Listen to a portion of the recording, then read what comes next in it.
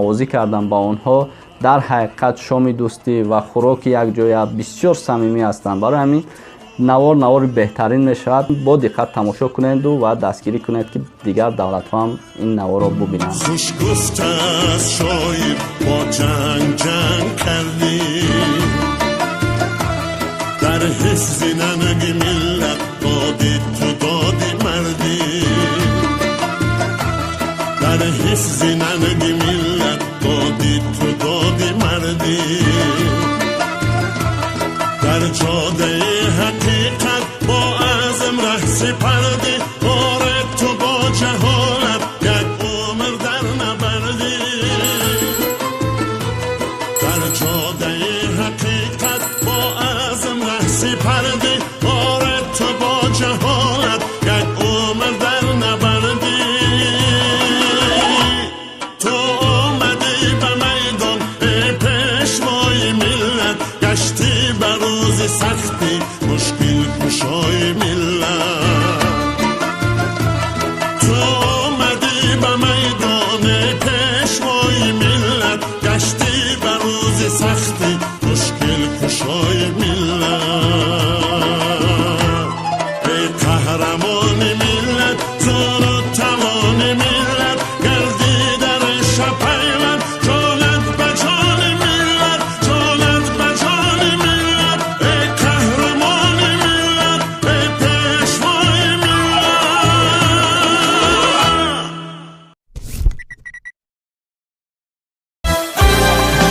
از این وطنی بدان که صاحب وطنی کفیل قدر و سخنی در بی وطنی اگر چی صد جان بکنی در بی وطنی اگر چی صد جان بکنی گر بی وطنی بی لحد و بی کفنی از این وطنی بدان که صاحب وطنی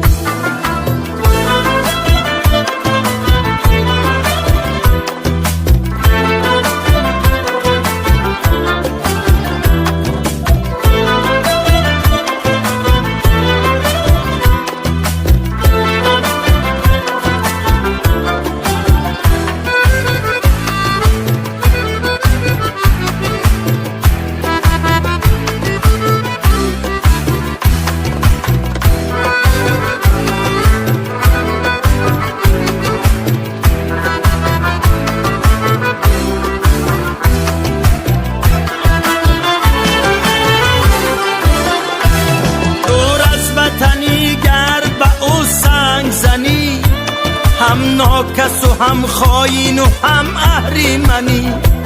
درویشی وطن باش که شاهی وطنی قارونی و به وطن چو به پیرهنی از این وطنی بدان که صاحب وطنی از این وطنی بدان که صاحب وطنی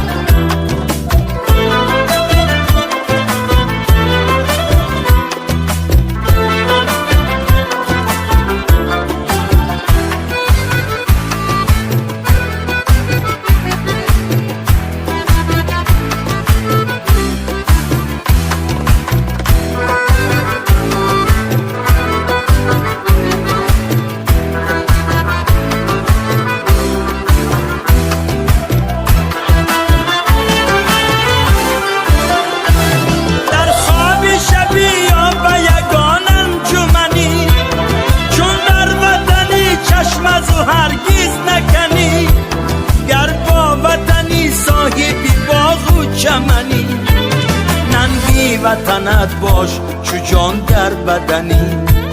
ننگی وطنت باش چو جان در بدنی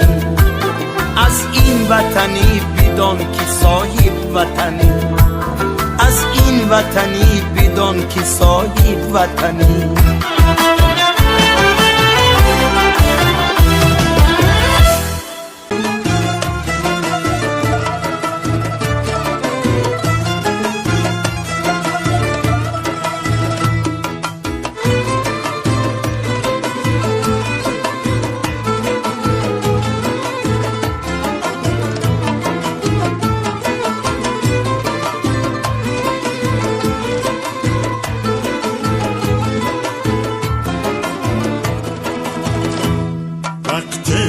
تاجیکستان در خاک نهال بود سرمان روای مطلق دارنده کمان بود سرمان روای مطلق دارنده کمان بود پیرو جوان کشور لرزاز بیم جان بود سرسان خانه ویران از دست جاهلان بود پیرو جوان کشور لرزاز بیم جان بود سرسان خانه ویران از دست جاهلان بود تو آمدی به میدان ای پیشوای ملت گشتی به روز سختی مشکل کشای ملت تو آمدی به میدان پیشوای ملت گشتی به روز سختی مشکل کشای ملت ای قهرمان ملت تو توان ملت گردی در شپیوند جانت به جان ملت جانت به جان ملت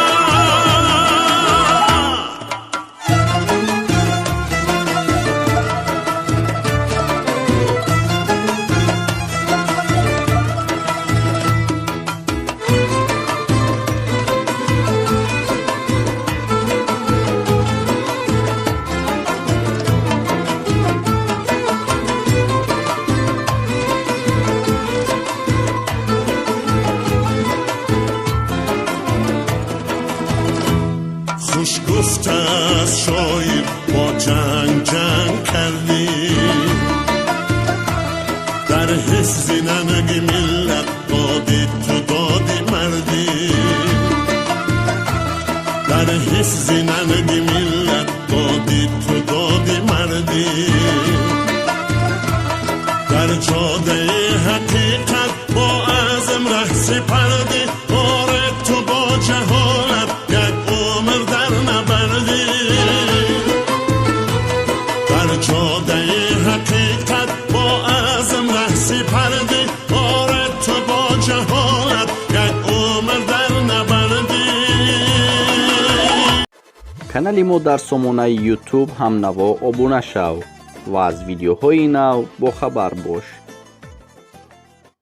Слово предоставляется президенту Российской Федерации